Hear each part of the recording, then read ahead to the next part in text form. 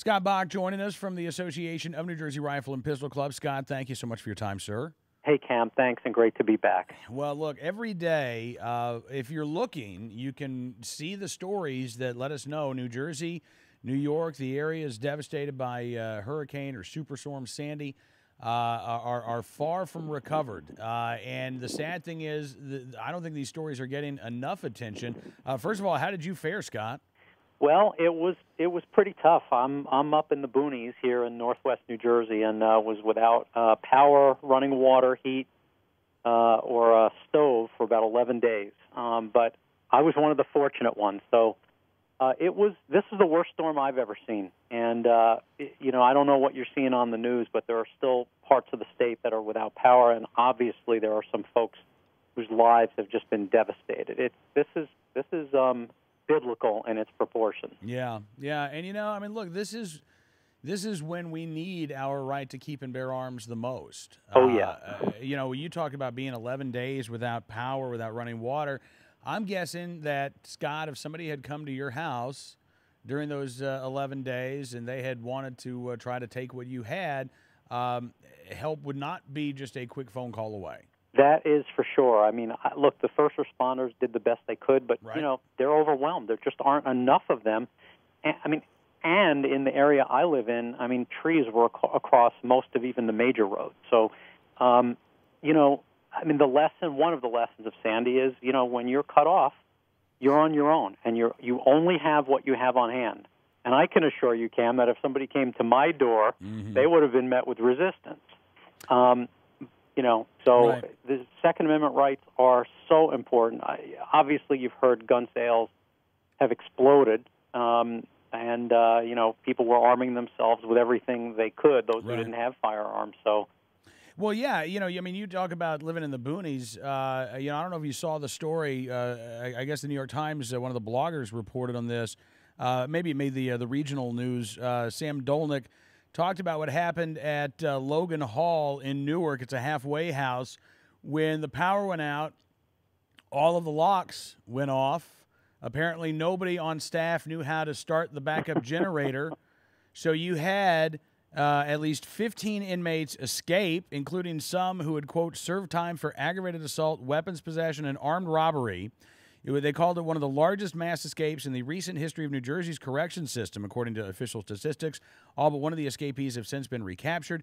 You had dozens more, I guess, try to go where the female inmates were housed and try to threaten them. Luckily, they were detained or prevented from reaching those inmates, but they had to wait until law enforcement arrived at the halfway home to secure the staff and some of the inmates from other inmates.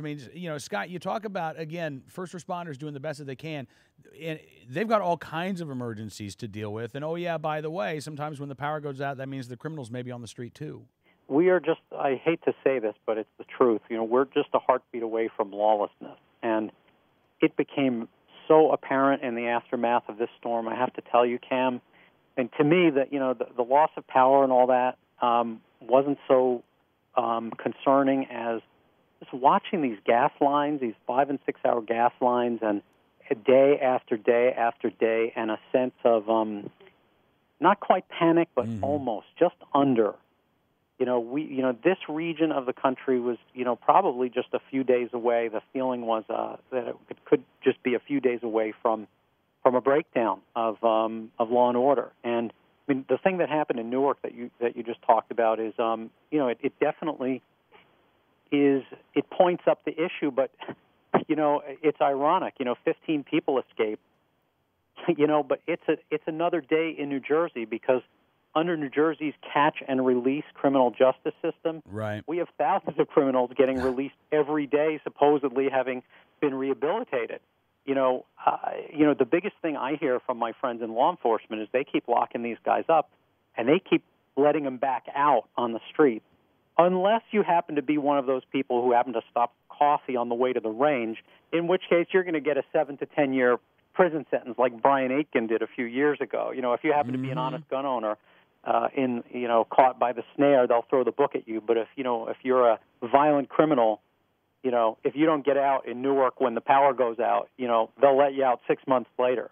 And it's a sad state of affairs. It really and truly is. And honestly, as you and I have talked about many times on air and off, you're on your own. You are on your own when the rubber meets the road, when there's a breakdown, and even when there's not. Even when everything seems like it's okay. And in my years in law enforcement, Right. there's every single day in New York City, there's more than 11 or 12,000 911 calls. Even when everything's normal, there are people who face that horrible, confrontation where they feel like they're prey to a predator. And, the bottom line is when that moment strikes, you can dial 911, but, when seconds count, police are minutes away and sometimes longer, as in the case of Hurricane Sandy. So yeah, absolutely. And I hope, Scott, that people do start to think about this. And this is how New Jersey can change its gun laws. When people say, it's ridiculous that as a hurricane's bearing down, that people are going to want to be able to protect themselves. People are going to want to, especially after Sandy. The next time we hear about a hurricane coming towards New Jersey, the applications for pistol permit purchases are going to go through the roof. Law enforcement is going to be swamped. They're going to be overwhelmed. The system's not designed to handle stuff like this. Go ahead and respect the Second Amendment. Do what most of the country does and make it possible for somebody to exercise their fundamental right to keep and bear arms without jumping through a lot of hoops. When all you want to do is protect yourself, keep your family and those you love safe. Absolutely, absolutely. We'll see if the Garden State's gotten any wisdom from this lesson. But I tend to doubt it based on my experience here. Yeah. I still expect an uphill fight in the state legislature. I don't think New York's gotten the lesson either. Right. Especially after the elections, I think there's going to be a whole spate of anti-gun legislation working its way through the legislature in both states and through the whole Northeast. Yeah, no, I think you're right. And, I think, Scott, whenever possible and whenever appropriate, we should remind people, again, of what exactly they've been living through and what they've been going through. When you talk about things like, I know New York's dealing with, a micro-stamping bill. If New York wants to reform its gun laws to make the system better, again, we should be talking about ways to actually improve the chances for New Yorkers to exercise that fundamental right, not some silly law that that won't go into effect. You guys have talked about lost and stolen legislation. Can you imagine dealing with Sandy and having to go through all of your stuff, all of your property? If you neglect or forget about one gun and you report it a month later, you're a criminal now? I mean, that's absurd. It is absurd. These laws are stupid. They don't do anything to advance public safety, and they definitely don't stop criminals. And I have come to question the motivations of the people who advance these laws. Yeah. Quite honestly, Cam, it's hard for them to say with a straight face that this is about law and order and public safety. Okay, this is about a bigger agenda of people who don't think that the people should be allowed to have firearms because it's a sign of barbarism that we have a society where people have to protect themselves, when in point of fact, that is just the reality. That is the reality. As we've talked about before, the U.S.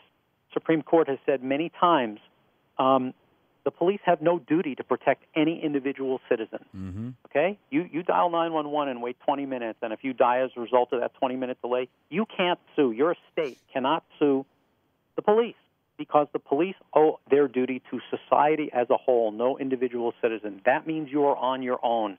So in the light of that, when you look at these moronic legislators who say, let's go after this piece of hardware, or let's do micro-stamping, or let's do lost and stolen, and a whole host of just brainless legislation, come on, these guys, they may be dumb, but they're not stupid. Okay, Yep. They have another agenda, and they don't want people to be allowed to own guns, because their whole philosophy is that people exist at the, as creatures of the state.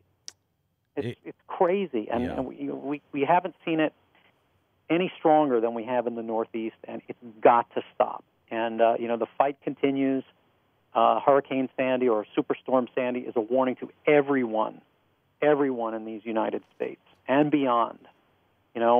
You're on your own. It is up to you. You're responsible, okay? It may not be, firearms may not be your choice, but the Second Amendment protects way more than just firearms, and that is, as the U.S. Constitution recognizes, self-defense is what's behind it. It's not just about firearms. Firearms are an extension of the greater right of self-defense. And that's what our beloved Second Amendment protects, and that's part of why we protect our beloved Second Amendment.